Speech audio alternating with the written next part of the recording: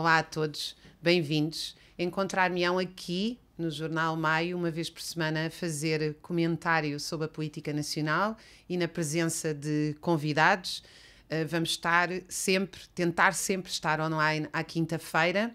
Nós hoje vamos falar de 3 assuntos particularmente importantes. Porque é que a lei laboral que este governo AD Chega apresenta pretende, de facto, proibir a sindicalização a grande parte, se não a maioria, dos trabalhadores.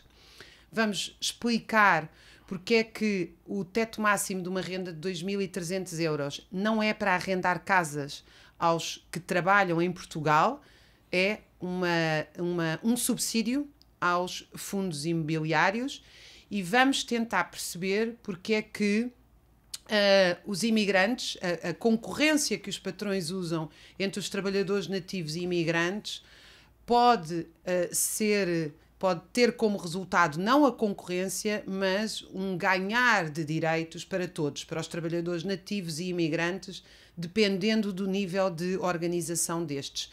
No fim do programa quero fazer um comentário rapidamente, porque me perguntaram muito nas redes sociais como é que era possível eu ser contra a burca e contra a proibição do Estado da burca, e eu farei esse comentário muito breve no final. Sejam bem-vindos. Eu tenho comigo o João Reis, dirigente do STASA, do Sindicato do Setor Automóvel, e também membro da Comissão de Trabalhadores da Auto Europa.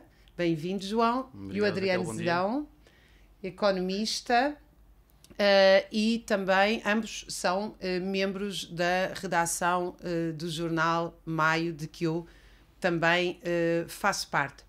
João, pode-se dizer que este pacote de contra-reforma laboral que o Governo apresenta vai, de facto, proibir, de facto impede a maioria dos trabalhadores de se sindicalizarem. Como? Bom, antes de mais, bom dia, Raquel. Acho muito importante um espaço como este e que o Maio o impulsiona, então muito obrigado pelo convite e força para o projeto, para todos nós. Sobre a questão que colocas,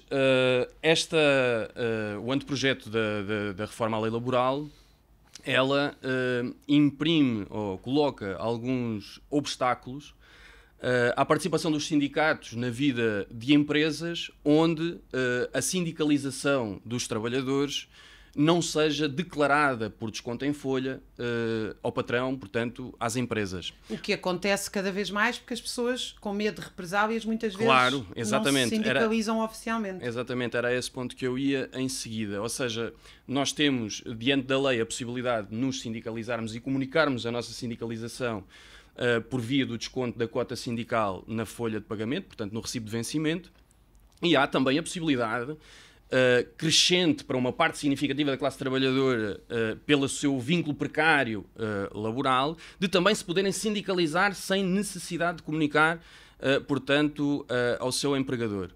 O que é facto é que, com esta reforma laboral, com esta contra-reforma laboral, o Governo cria obstáculos a que os sindicatos entrem em empresas onde os sindicalizados não sejam declarados pela via do desconto no recibo de vencimento à empresa, portanto, ao patrão. O que, obviamente, é um entrave crescente à sua organização, portanto, a lutarem por melhores condições de trabalho contra a sua precariedade de que são alvo, ainda mais quando esta realidade é muito crescente na classe trabalhadora em Portugal, e que esta contra-reforma laboral estimula ainda mais por via da subcontratação, do aumento dos contratos a termo, do aumento da duração dos contratos a termo. João, deixa-me só interromper-te para eu voltar atrás para entender uma coisa. Significa que hoje vocês, dirigentes sindicais, trabalhadores, podem entrar numa empresa onde não há ninguém sindicalizado ou oficialmente sindicalizado e marcam um plenário, marcam uma reunião com os trabalhadores, querem saber o que é que se passa, e que com este novo quadro legal ficam proibidos de o fazer. Exatamente,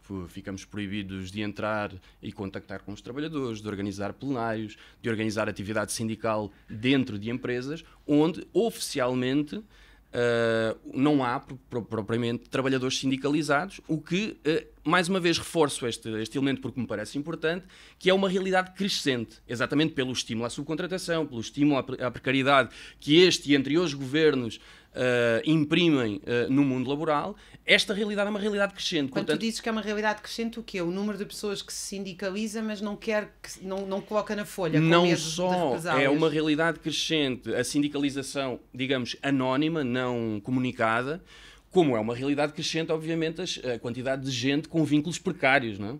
E, portanto, quem trabalha no setor automóvel, mas em vários outros setores por este país fora e por este mundo fora, confrontam-se com números muito significativos de empresas subcontratadas, que dependem de contratos de 3 em 3 anos ou de 5 em 5 anos, que podem perder o contrato a qualquer momento, que colocam em risco o vínculo destes trabalhadores e, inclusivamente, com esta reforma laboral, também os direitos que esses trabalhadores têm. Já para não falar de empresas de trabalho temporário, de trabalhadores a termo certo, trabalhadores a termo incerto, esta realidade é uma realidade muito significativa no mundo laboral e, portanto, para estes trabalhadores coloca-se quase como um obstáculo à sua organização sindical de conseguir e de batalhar por melhores condições de trabalho, por melhores salários, exatamente diante de uma lei que obstaculiza que estes trabalhadores se organizem pela via de impedir os sindicatos de entrarem nestas empresas. Este é um dos pontos gravíssimos desta contrarreforma laboral. Nós vamos ter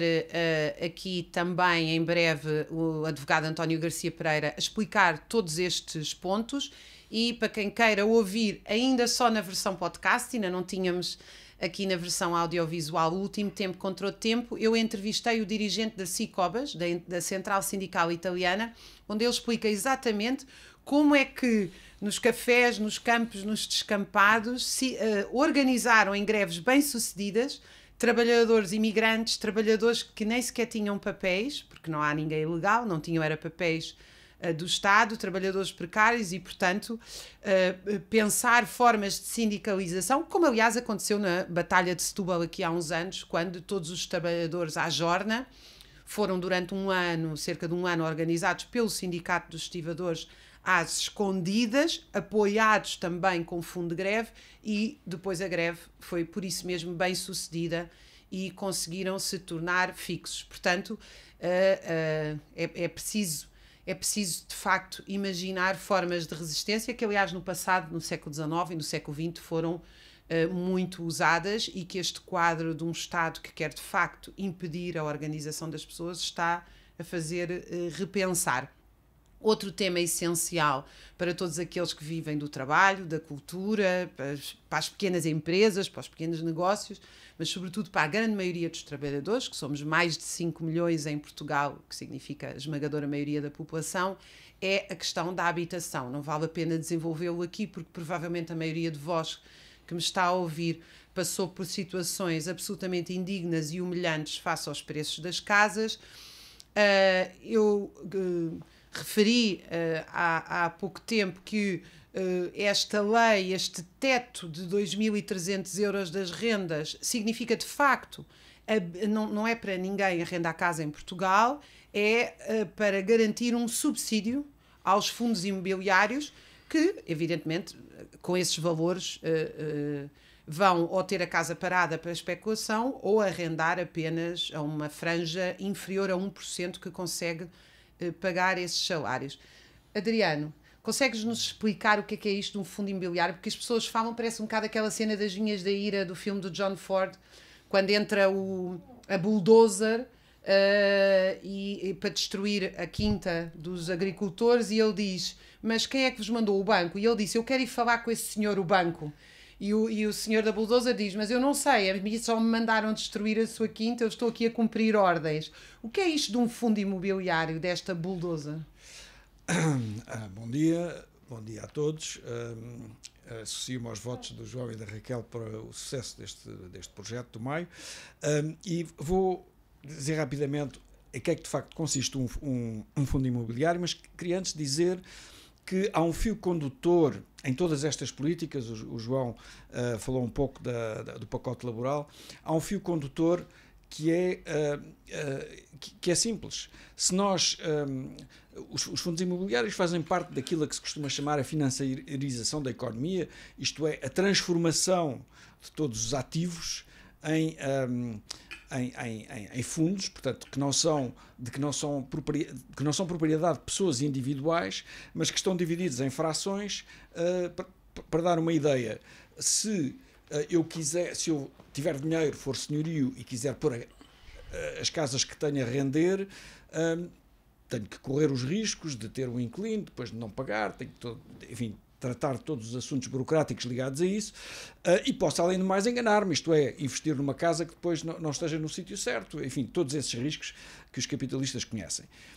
Os fundos, a vantagem que têm é que os investidores compram uma fração, como no caso das ações das grandes empresas, compram uma fração não de uma casa concreta, mas de um bolo de casas que podem estar em qualquer parte do país ou até do estrangeiro, e em que os gestores desse fundo, que portanto movimentam com o dinheiro todo que vem desses investidores, milhares de milhões de euros ou de dólares, se encarregam de todo esse processo.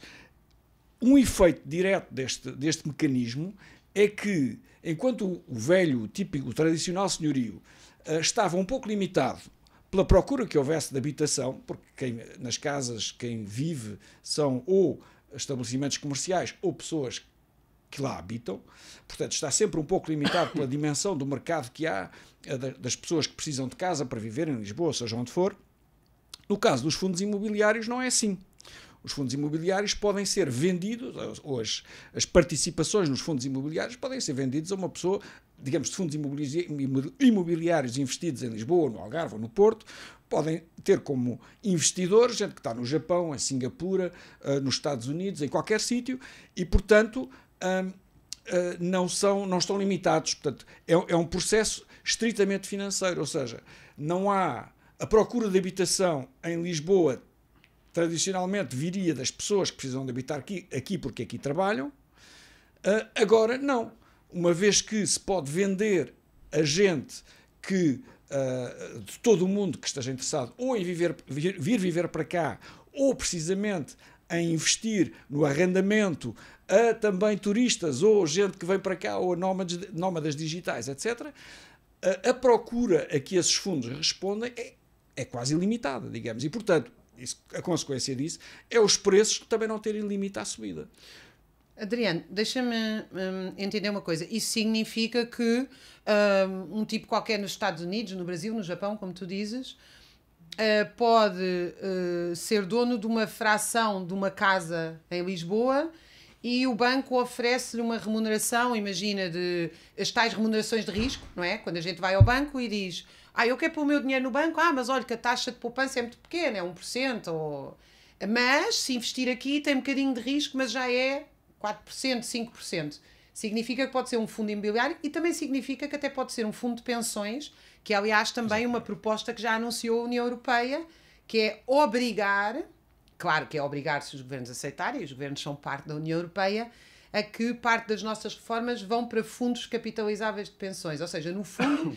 Isto é tudo uma gigante pirâmide de acumulação que faz com que bens essenciais como é a nossa habitação e a nossa reforma estejam na mão de alguns milhares de banqueiros. Há montanhas de capital. Se os fundos de pensões puderem expandir-se e, portanto, reunirão, portanto, hoje, por exemplo, a Segurança Social Portuguesa é um maná, é ela, por exemplo, que permite aos governos dizer à União Europeia que não tem déficits.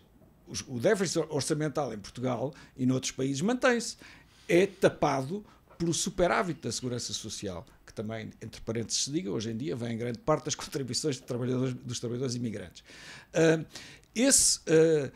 Mas é um bolo que está ali, é capital, digamos assim, que os capitalistas gostariam de pôr a render para eles. Portanto, se os fundos de pensões, os fundos imobiliários em si mesmos, puderem... ser capital que é gerido por profissionais para comprar casas onde estiver a dar mais e em mercados que são procurados por várias razões, por exemplo, agora em Portugal, Lisboa, no Porto ou nos outros mercados imobiliários mais rendosos, há uma massa de capitais que está disponível para fazer esses investimentos. E como não há nenhuma relação, digamos assim, cada vez há menos relação entre o imobiliário, entre os apartamentos, entre as casas e a necessidade de habitar, portanto, o que acontece é que o direito à habitação no caso da Constituição Portuguesa, que até o reconhece, desaparece. Não há direito à habitação. prática, a habitação é uma mercadoria. Deixa-me só adiantar que não é só o direito à habitação que desaparece, porque eu encontrei vários nos jornais do século XIX sobre a organização das greves e a organização política dos trabalhadores. Muitos deles diziam queremos que o tempo de ida e de regresso da fábrica fosse contabilizado como tempo de trabalho, e não estamos a falar de 2 horas, como é hoje, nada parecido, portanto às vezes eram 20 minutos ou 30 a andar a pé, porque as cidades tinham as fábricas nas periferias, não é? No caso de Lisboa era Alcântara, Beato, Marvila, era aí que a classe trabalhadora se concentrava. E diziam outra coisa: nós queremos tempo para exercer a democracia, lazer, vida social e pessoal, se trabalhassem infinitamente, como é agora o caso dos turnos, não podiam. Eu ainda acrescentaria uma nota com esta questão da habitação, que é: onde é que hoje os trabalhadores se podem reunir para conviver, para ter até uma reunião sindical com estes preços de habitação? Qual é a sede do sindicato? Como é que um grupo de trabalhadores pode organizar um espaço para se reunir? Para lazer? Como é que os jovens, que deviam, na minha opinião, ter um centro desportivo, cultural, etc., em todos os bairros para se reunir e conviver, que isso sim é que ia impedir as violências no namoro e todos os problemas, as patologias da solidão e as depressões.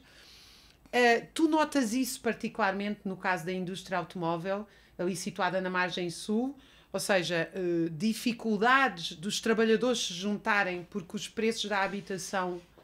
Bem, eu acho que é uma realidade mais ou menos transversal a nível nacional a expulsão dos trabalhadores, digamos, das grandes cidades. Portanto, ou seja, a quantidade de trabalhadores que hoje em dia moram dispersos por conta do encarecimento do custo da habitação é parte da realidade, obviamente, dos trabalhadores de qualquer parte do país. No caso da Auto Europa, nós temos uma realidade, digamos assim, que leva a um extremo esta realidade, esta situação. Nós temos o transporte da empresa abrange uma área que vai, sei lá, de Mafra a Grândola, portanto chega a Coruche, ou seja, sendo que a empresa está em Palmela, perto de Setúbal, entre Setúbal e Lisboa, portanto abrange a dispersão geográfica. 50 ou 60 km. Mais. A realidade geográfica dos trabalhadores da Auto Europa é de grande dispersão. Claro que há cidades em que concentram, mas é de grande dispersão. E claro que isso é uma parte, coloca vários entraves. Desde logo, a perda de tempo útil para lazer, descanso, organização da sua vida, organização da sua atividade sindical, da sua atividade política, da sua atividade associativa, não é? Portanto, desde o contacto com a própria família, e isto acresce a uma realidade de turnos que se vive na Auto Europa, não é? Em que se trabalha de segunda a domingo, nos 3 turnos, em turnos rotativos, portanto, com folgas rotativas, no turno da manhã, no turno da tarde e no turno da noite. Então, toda esta questão da habitação ligada à situação da desregulação dos horários de trabalho acaba por ser um grande obstáculo à participação dos trabalhadores como parte ativa da sociedade, na luta pelos seus direitos, na luta por direitos sociais como os serviços públicos, direito à saúde, direito à educação, o direito à habitação. Portanto, acaba por ser um obstáculo à sua participação enquanto seres ativos na sociedade, ou seja, restringindo-os cada vez mais àquilo que é casa, trabalho, trabalho, casa e o pouco tempo que sobra para descansar e para estar com a família. Portanto, sim. Ou seja, são tratados como uma mercadoria que o tempo livre que têm é apenas para repor as próprias energias para voltar a trabalhar. Claro, exatamente. É disso que se trata, claro, de facto. Claro. Com certeza. Adriano, nós vimos muitas propostas dos partidos da esquerda parlamentar falar em tetos de rendas, controle das rendas ou subsídios às rendas.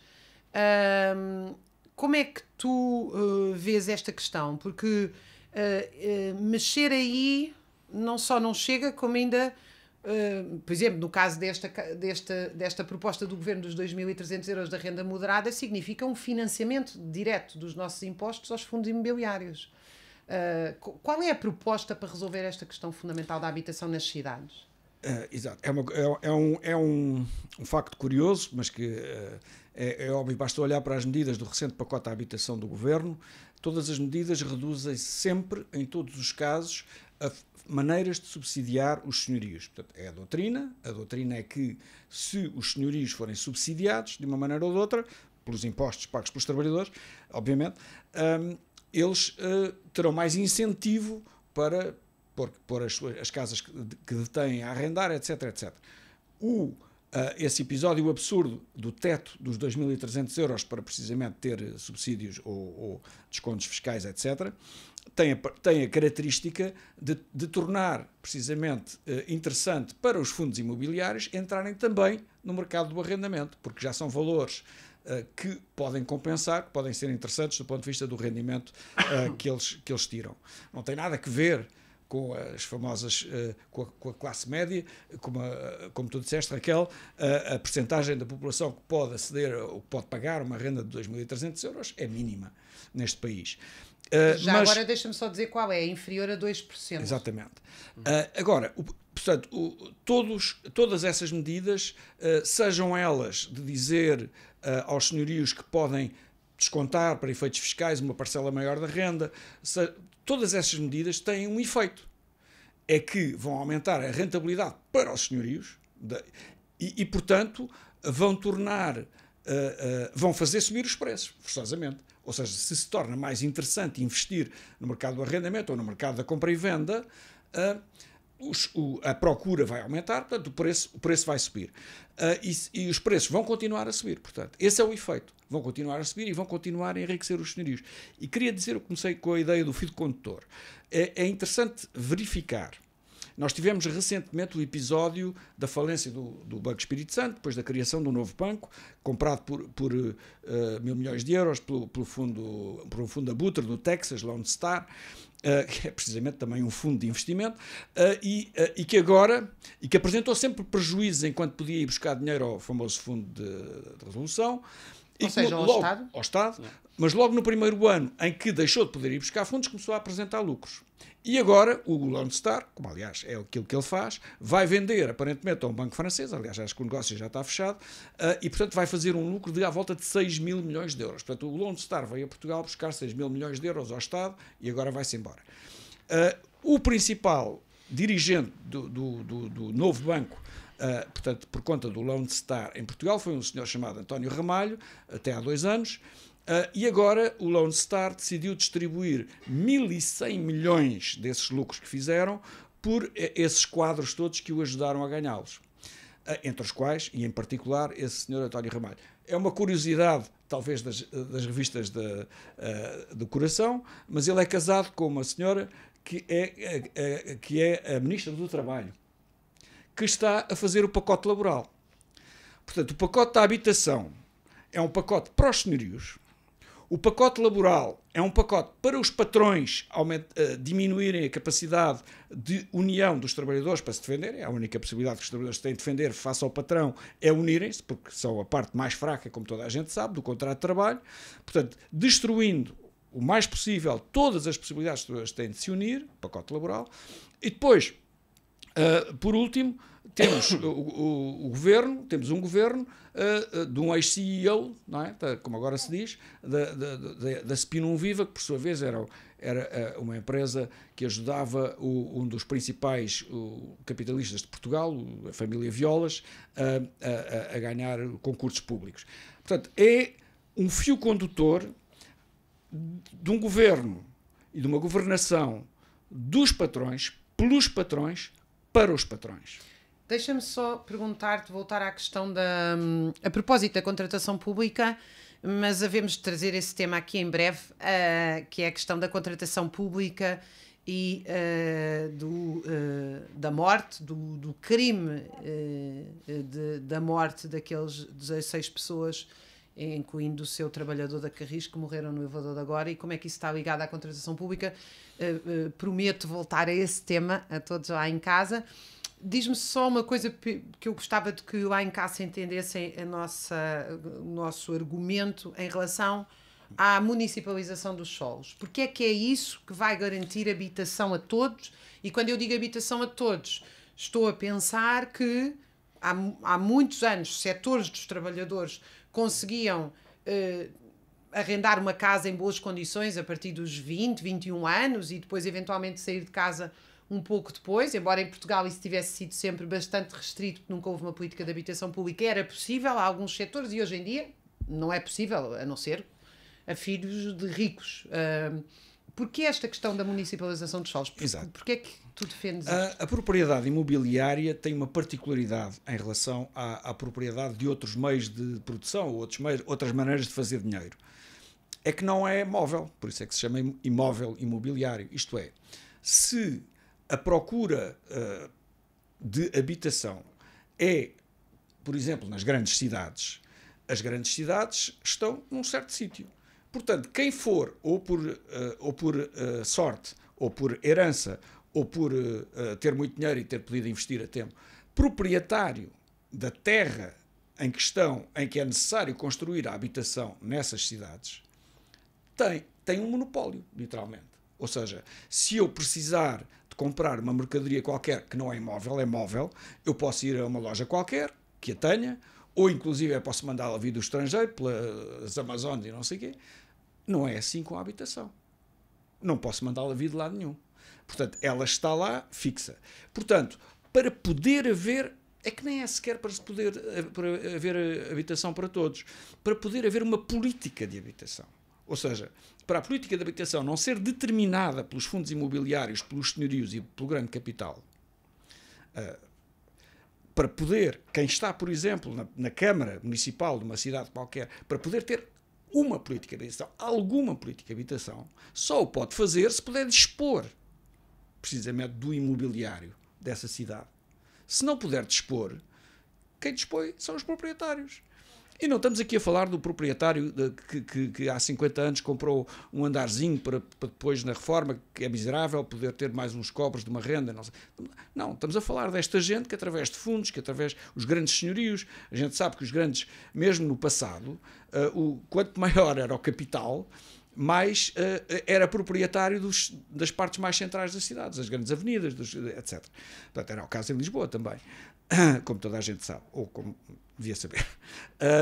Portanto, só se a cidade, o coletivo da cidade, quem trabalha na cidade, quem precisa da cidade, apropriar a cidade e a organizar de maneira a que não aconteça aquilo que o João descreveu, que é que quem trabalha, como ganha muito pouco, é ainda por cima obrigado a ir para longíssimo, pagar transportes e sacrificar para aí metade, às vezes, do seu próprio, já do tempo de trabalho, que não é pequeno, mas outra metade, mais, suponhamos, de 8 horas de trabalho, mais 4 horas é para ir e vir. Quer dizer, passar a ter uma vida de escravidão, não é?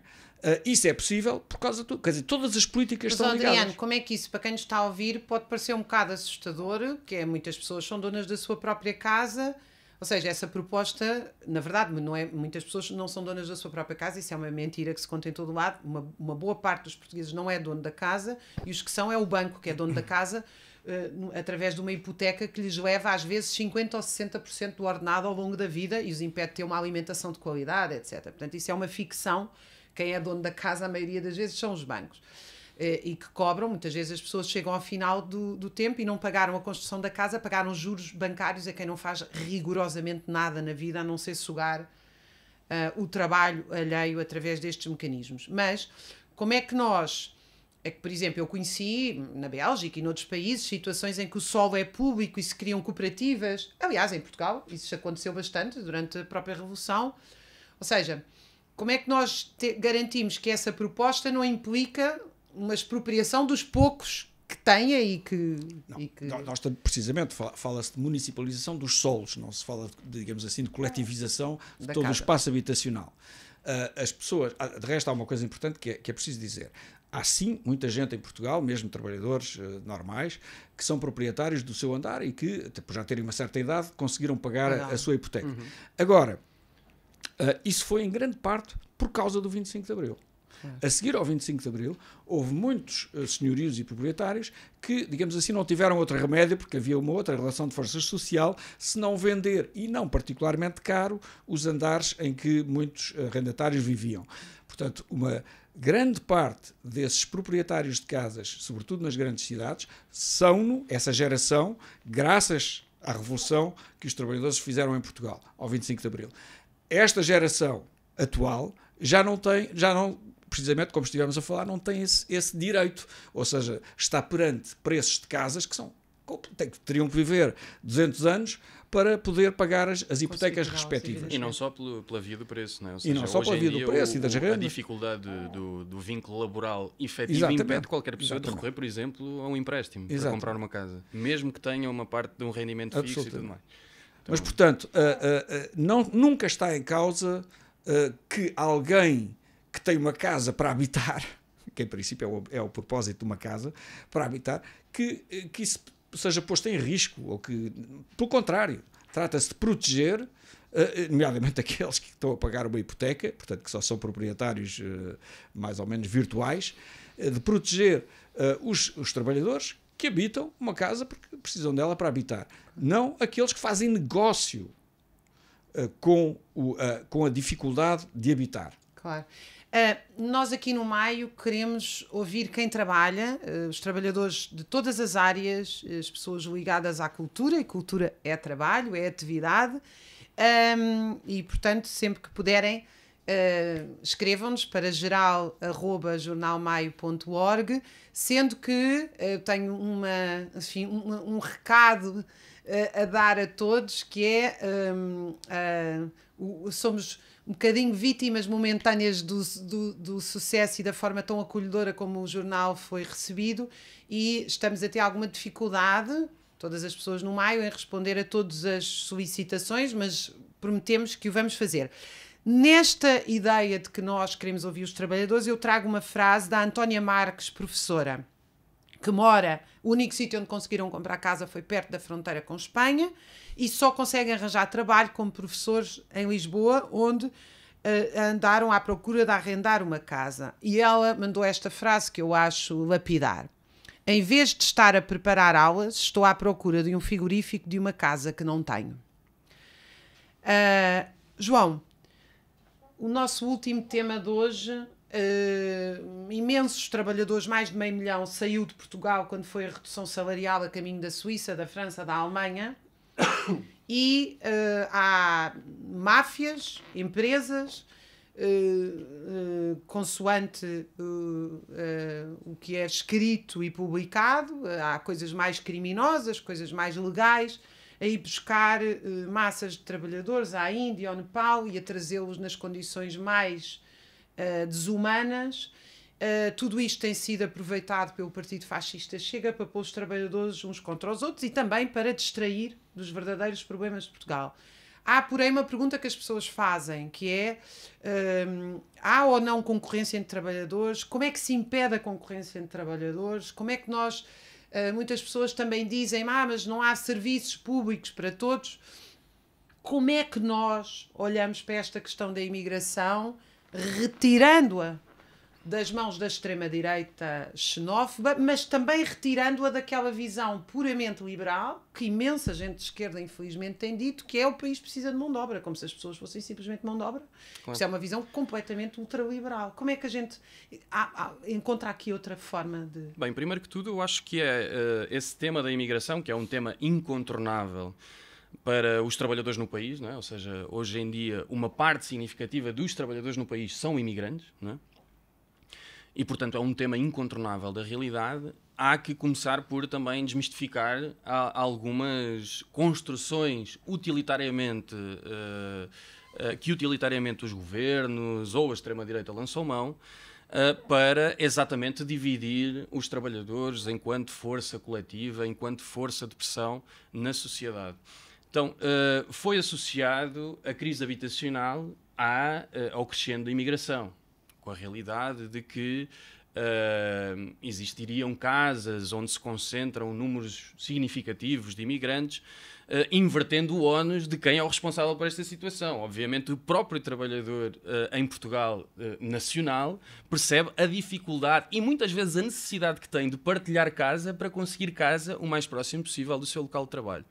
Outro dos temas... a voltar, desculpa interromper-te, a uma situação indigna que é 3 gerações a viverem na mesma casa. Exatamente, uma coisa típica do Estado Novo, da ditadura. Enquanto falavas há pouco da realidade, inclusivamente dos trabalhadores no país que aos 18, às vezes antes, saíam de casa para começar a construir a sua vida, hoje em dia nós temos pessoas na casa da família até aos 40 anos. Claro. E, portanto, é parte de uma realidade que já existia antes deste boom, digamos assim, deste crescimento da imigração no país, que, diga-se de passagem, fazendo já o vínculo com outra realidade, cresce a par com a existência, por um lado, com a falta de mão de obra e com a existência de trabalho. Então, esta é outra das questões que eu acho que é importante desmistificar. Não há no país uma concorrência por postos de trabalho entre trabalhadores nativos e trabalhadores imigrantes. Ou seja, as pessoas só imigram quando há postos de trabalho. E, portanto, quando há trabalho para que a sua vida possa, ou para que o seu trabalho possa responder às suas condições mínimas de vida, principalmente em comparação com a realidade de onde vêm. Outra das questões, poderíamos falar dos serviços públicos. Parece que agora estamos a falar que o grande crescimento da imigração que se dá a partir de 2023, digamos assim, começou a partir daí a crise da habitação? Não, já existia nos anos anteriores. Começou aí, aliás, lembremos-nos daquilo que foi a crise com o crescimento dos juros para quem paga empréstimos ao banco durante o Covid, por exemplo, 2020. Não estamos a falar de uma altura em que cresceu significativamente a imigração. Os mesmos problemas já existiam a nível de precarização dos serviços públicos, saúde, escolas, já era uma realidade anterior. A mesma realidade existia relativamente aos postos de trabalho. Então, eu acho que é importante, por um lado, desconstruir estes falsos argumentos, estas falsas realidades, que são exatamente, relembrando aquilo que dizias há pouco, construídas exatamente para criar entraves a que a classe trabalhadora atue como um todo, e com todas as suas partes constituintes, sejam elas os trabalhadores portugueses, sejam elas os trabalhadores que vêm de qualquer parte do mundo e que cá trabalham e que cá constituem a sua família, João, e que cá moram. Deixa-me te interromper um segundo só para te pôr esta questão. Quem saiu daqui, muita gente saiu daqui, porque o exército industrial de reserva, ou seja, a concorrência dos trabalhadores é gerida pelos capitalistas a nível mundial. Claro. Muita gente saiu daqui porque se recusava a ter salários que as obrigariam a ir dormir 6 para um quarto. Fossem portugueses, brasileiros, ucranianos que cá estavam a trabalhar, portanto não é uma questão de nacionalidade. Disseram, eu não posso viver com 800 euros, vou para a Suíça e vêm trabalhadores... O Passos Coelho os mandou, de resto. Exatamente, para o Passos Coelho mandou, saiam daqui, emigrem, vários dos ministros mandou as pessoas emigrar. E, entretanto, vêm trabalhadores do Nepal, do Bangladesh, onde, aliás, os fundos imobiliários, nomeadamente no Bangladesh e no Nepal também, deram cabo daqueles países, com os empréstimos, as dívidas, etc., que estão dispostos, quando eu digo dispostos, obrigados, acabam por não ter alternativa de sobrevivência, a dormir 8 num quarto ou 6 num quarto e a trabalhar em condições ainda mais indignas. Isto, digamos assim, é uma gestão concorrencial à escala mundial. E a verdade é que o primeiro Partido dos Trabalhadores em 1864, a Associação Internacional dos Trabalhadores, procurava à escala mundial organizar os trabalhadores, fazendo associações e até greves de solidariedade a nível internacional, dos países mais ricos, na altura era Londres, ajudava a Polónia, com fundos de greve, etc. Como é que é possível hoje, com os meios que nós temos do ponto de vista comunicacional, não se organizar nada semelhante, quer a nível interno, entre os trabalhadores que aqui estão, migrantes nativos, quer a nível internacional? Porque há aqui uma resposta muito frágil do ponto de vista organizativo. Primeiro que tudo, eu acho que há que combater uma ideia, ou seja, as condições, obviamente, da economia são parte da condicionante para os trabalhadores se sentirem mais moralizados ou menos moralizados para conseguirem melhores condições de trabalho ou os melhores salários. Mas isso não é a condição determinante para que eles consigam, efetivamente, melhores condições de trabalho e melhores salários. Na verdade, o que nós temos assistido é que, diante de uma situação de quase pleno emprego, uma situação de chamado crescimento económico, tem crescido a quantidade de trabalhadores, por exemplo, que ganham salário mínimo, tem crescido cada vez mais a quantidade de trabalhadores que não é coberto pela contratação coletiva, portanto tem crescido, numa situação de crescimento económico e de inexistência de exército industrial de reserva, os trabalhadores que vivem pior. Não é? E, portanto, a condição determinante para que os trabalhadores avancem nas suas condições de trabalho, aumentos de salários e tudo mais, é a sua capacidade de se organizarem enquanto força coletiva de pressão e de luta para conseguirem essas mesmas reivindicações. E isto acontece relativamente ao caso que falávamos dos trabalhadores imigrantes, não é? Que é esta noção que precisa de ser conquistada dentro da classe trabalhadora, de que os imigrantes são parte da classe trabalhadora e, portanto, há uma necessidade para os trabalhadores de se unirem e de crescerem enquanto força social, e isso não se faz sem resposta à realidade de parte da classe trabalhadora em Portugal, que são imigrantes. Ou seja, o que tu estás a dizer é que os trabalhadores nativos, ferroviários, transportes, não interessa. É difícil setorializar porque hoje em dia os imigrantes estão em todos os setores. Comércio, seja o que for. Se não organizarem, se as estruturas organizativas dos trabalhadores, partidos, sindicatos, comissões, o que for, se não organizarem os trabalhadores imigrantes, vão acabar por eles próprios se desorganizar. Não, nós estamos a falar de uma questão tão simples quanto. Nós, por exemplo, na Auto Europa estamos a iniciar um processo de negociação com a empresa de um caderno reivindicativo, que aliás já vai em atraso, já deveria ter começado, mas iniciaremos no final desta semana. Existem trabalhadores imigrantes dentro da Auto Europa, já há bastante tempo, mas obviamente são parte, como dizia há pouco, da classe trabalhadora no geral, em todos os setores existem imigrantes. A lei da imigração, a lei de estrangeiros, atualmente aprovada com os votos do Governo e do Chega, ela dificulta ou precariza a realidade destes trabalhadores, dificulta a sua capacidade de se tornarem cidadãos de plenos direitos e, portanto, de sentirem força para lutar por melhores condições. Se os trabalhadores, como um todo, não estão atentos para responder a estes ataques também a parte dos seus irmãos, não é? Obviamente estão, na prática, a enfraquecer-se a si próprios porque não respondem ou porque não dão resposta a uma precarização, a um ataque que está a ser lançado de mão por parte dos governos e por parte da extrema-direita. Então é fundamental que as organizações dos trabalhadores e os trabalhadores enquanto coletivo... O que tu estás a dizer é que é muito mais difícil para vocês na Auto Europa negociarem boas condições de um contrato coletivo de trabalho se não tiverem os trabalhadores imigrantes junto. Exatamente. Como parte de trabalhadores que se sintam com força para lutar por melhores condições, não aceitando condições que lhes são muitas vezes impostas, exatamente pela sua situação precária de serem imigrantes. E portanto... Nós estamos quase... Vou passar aqui só para terminar, estamos quase a terminar. Oh, Adriano, que eu queria acrescentar alguma coisa sobre a questão da imigração. Que é importante, toda a gente fala em mercado de trabalho. Evidentemente, o mercado é um local em que se trocam mercadorias. E o mercado de trabalho é um mercado em que se negocia força de trabalho de que os patrões precisam. O que acontece quando há falta de força de trabalho, quando há falta de trabalhadores, porque depois há esse problema da força de trabalho estar agarrada a pessoas, o que para os capitalistas, para os patrões, é uma bela chatice. Mas quando há falta, há um resultado, como em qualquer mercado. O preço aumenta. Ou seja, os patrões têm que pagar mais para os trabalhadores irem fazer o serviço que eles precisam. Têm que concorrer entre si para conseguir recrutar um trabalhador. Tem uma alternativa, que é ir a um país mais pobre, recrutar trabalhadores para manter o salário baixo, porque aumentam a oferta de trabalho no seu próprio país. Isso foi rigorosamente aquilo que os patrões portugueses fizeram no início desta vaga de imigração. Enviaram missões, as confederações patronais do turismo, do comércio, etc., enviaram missões a vários países em que depois se angariou, por mais ou menos legalmente, ou através de redes de tráfico, imigrantes para virem para cá trabalhar por baixos salários. Isto é uma constante na história do capitalismo. Quando se industrializou aqui a zona de Lisboa, também sim foram importar trabalhadores ao Alentejo para virem para as indústrias da e às cintura, Beiras e ao Minho e a tantas no caso regiões. do Porto, do Minho, etc, etc.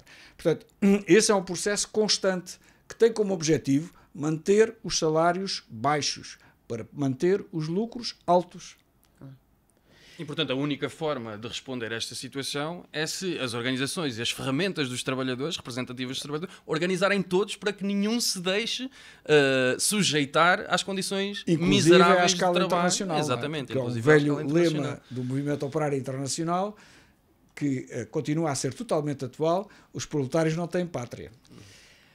Eu prometi deixar uma nota muito rápida sobre esta polémica da burca. A primeira coisa é que me parece claro que isto é um não assunto.